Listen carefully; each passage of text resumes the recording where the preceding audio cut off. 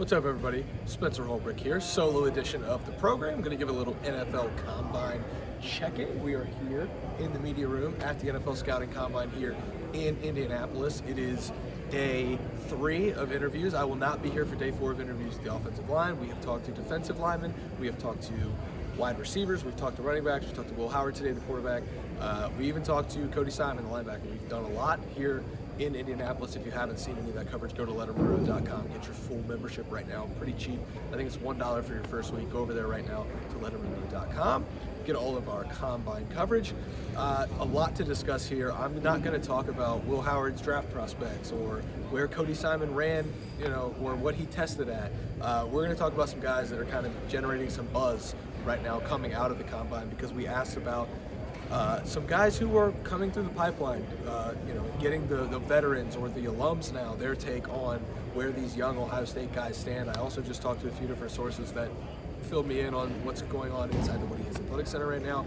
The first guy we're going to talk about right now as we get started here is James Peoples, the running back, the second-year running back who sat behind Travion Henderson and Quinshon Judkins last year. Very limited role for the Buckeyes offense, but man, you start talking to Will Howard, you start talking to Travion Henderson and Quinshon Judkins, and they all have nothing but great things to say about James Peoples. He is dynamic, he's explosive. From everything that we heard, he's going to be a good player for the Buckeyes. Really caught the attention of everyone in the building during year 1 when he was kind of developing behind those top 2 running backs. The one that really stuck out to me was one of the Ohio State reporters here, because most of us are over here in Indy for the week talking to these Buckeyes, asked Lathan Ransom who a young Buckeye is that he's kind of watching out for. Normally they go right to their position group. We expected him to say Jalen McClain, which we'll talk about in a little bit, or maybe like Malik Hartford or Leroy Roker. Instead, he went straight to the offensive side of the ball and said, hey, James Peoples is a dog. He's going to be really good. When a defensive guy talks about an offensive youngster like that, you have to take notice. And that's one thing that I've definitely took notice of, is the guys on the other side of the ball noticed what James Peoples was doing enough for him to get a shout out there from Lathan Ransom, a former safety who was an all Big Ten guy and won a national championship at Ohio State. That should make everyone feel good about the running back position at Ohio State. Obviously, Travion and Quinshon sang the praises for James Peoples as well. And then Travion even said a little bit about C.J. Donaldson and how he thinks that 1-2 punch is going to be good next year.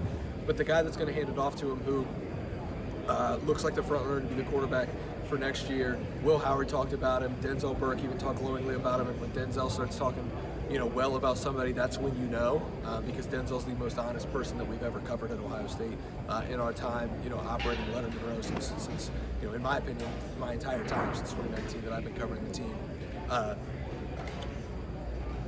Julian Sayin is everything that Ohio State fans should hope he is, according to Denzel Burke, according to Will Howard.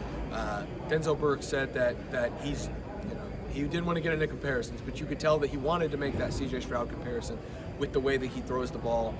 I think Emeka said that he throws the tightest spiral he's seen. Will Howard said that the ball just comes off of his hand different. The buzz is real for Julian Sayin heading into spring practice here in just a couple of weeks. We expect him to be the front runner to be the starting quarterback. Obviously, everybody's still mentioning Lincoln Keenholz's name in that battle, but right now it looks like that is a Julian Sayin in the lead of that battle to be the starting quarterback at Ohio State. And the buzz here in Indianapolis coming out of that, because there are 15 guys over here, there's a large sample size. Everybody seems to rave about what Julian Sayin brings to the offense, his ability to throw the football, his ability to process information. They really like what they see from that former 5-star quarterback. So we've got our eye on Julian Sayin heading into spring practice. He is a guy that is definitely on our radar now that we've heard it from the former Buckeyes who did what it takes to win a national championship. They know what it looks like. A lot of these guys saw CJ in practice as well a couple years ago. Real recognizes real, if you will, and I think that they're starting to recognize that Julian Sayin could be next up.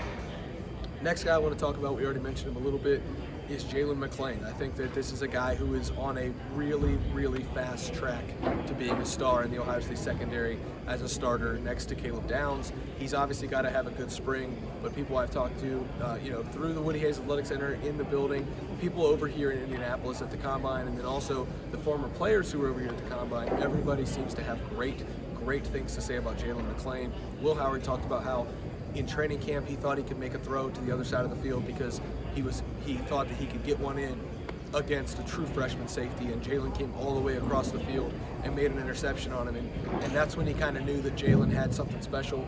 You talk to Lathan Ransom, you talk to Cody Simon, you talk to Denzel Burke about Jalen. They've all raved a little bit about what he brings to the table and what he could be in that defense, that safety-driven defense, as Jim Knowles like to call it. And now with Matt Patricia, it's going to be a lot more of the same, different ways that they're using these safeties.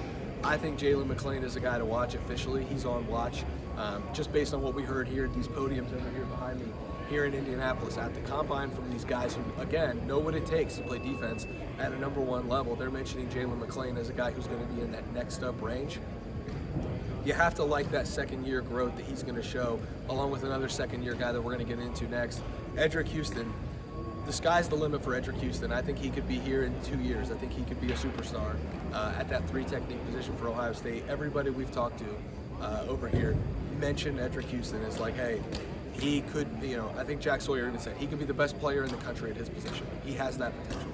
And when you start to talk in hyperbole like that, maybe it sounds a little disingenuous coming from these guys who are just vouching for their guys.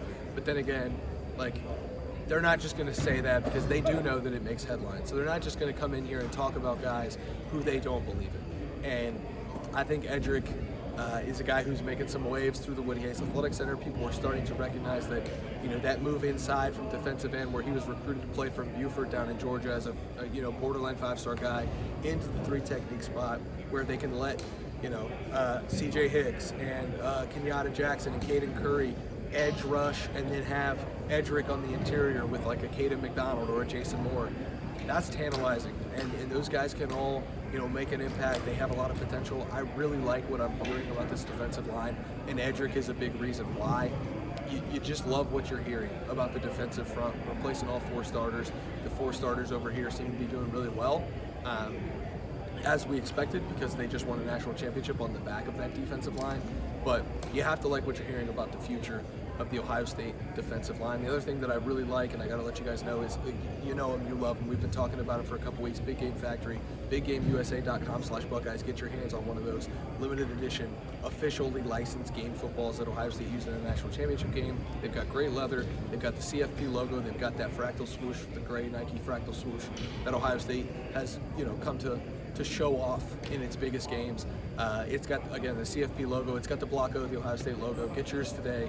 The premium leather. Go to BigGameUSA.com/Buckeyes. BigGameUSA.com/Buckeyes. Get your hands on one of those official footballs that Ohio State used through the national championship runs. The one that Will Howard liked. That's what they're producing over there for you to buy as a commemorative piece for the national championship run. And lastly, a guy who was on the national championship run, a big part of that national championship run, that continued to play a little bit more with each game, had a big third down catch in the national championship game, had a big block on a Travion Henderson touchdown in the Rose Bowl. By now you know who I'm talking about, but he's just generating a lot of buzz as there's some stuff going on over here in the background. Brandon Inniss. I think Brandon Inniss is on his way to being a captain at Ohio State. The leadership is undeniable. He was a leader in that meeting on December 2nd to set the tone for the national championship push. He was a leader in the wide receiver room all year behind some of those veterans. Carnell Tate and Jeremiah Smith are going to get all the buzz heading into this season because they've already started a year. But do not forget about what Brandon Inniss brings to this offense. He's a bulldog on the field. Ryan Day always talks about how you can feel his presence. And you got more of the same sentiment from Emeka Egbuka today over here in Indy. Just a guy who is, a dogged worker. He does not miss days. He does not take time off. He is a vocal leader. He's somebody who embraces the leadership role. And I think he's somebody that you should just come to know and love as a slot option for Ohio State. It's taken him a couple years to get on the field. That doesn't mean he's a bad player. It just means that there were loaded wide receiver rooms in front of him. The most prolific receiver in Ohio State history is now at the NFL Combine getting ready for his, pro football career as a first-round pick and as a potential long-term NFL veteran. And the guy behind him was Brandon Inniss, who's a former borderline five-star guy himself, and who's going to make a name for himself at Ohio State this year. I've got my eye on Brandon Inniss, not just as a guy who's going to break out, because I think we expect that no matter what, but as one of these vocal leaders who's going to take the reins for that wide receiver room and become that guy who everybody kind of rallies around. A couple other names that I heard a little bit, we're not going to really get into them. Max Clare, I think, is making some noise. Everybody at Ohio State seems to love him right now, and the guys who defended him in the playoff run when he did join the roster in January, they had good things to say about him. I like the trajectory that he's on. And then Sonny Styles, I think, is another guy who, yeah, you know him, you love him. You've watched him play for 3 years now, but as a senior leader, a captain of this team, presumably, you know, there's some Block O buzz already. I think Cody Simon said he should get to Block O. We'll see what happens there in August, but you know, a guy worth mentioning, Arvell Reese, got some buzz over here. And then, you know, we asked Denzel Burke about Aaron Scott, about Jermaine Matthews. There's a lot more to discuss. That's why we have LettermenRow.com that you guys can go to right now. $1 for your first week, then it's full price after that. But by the first week, you'll want to be there because then you'll be in spring ball. You'll be talking about these future Buckeyes and these guys who are going to be, you know, mainstays in this offense and this defense for years to come. Lettermen Row has been over here all week in Indianapolis. We can't do it without you guys. Thanks for being here. Like the video below, subscribe to the YouTube channel. This is just 5 Buckeyes that are generating buzz from here in Indianapolis at the NFL Scouting Combine. I'm just Spencer Holbrook. Thanks for watching. Thanks for listening. We'll see you guys over at LettermenRow.com. For now, I'm going to get myself back to the capital city. See you guys in Columbus.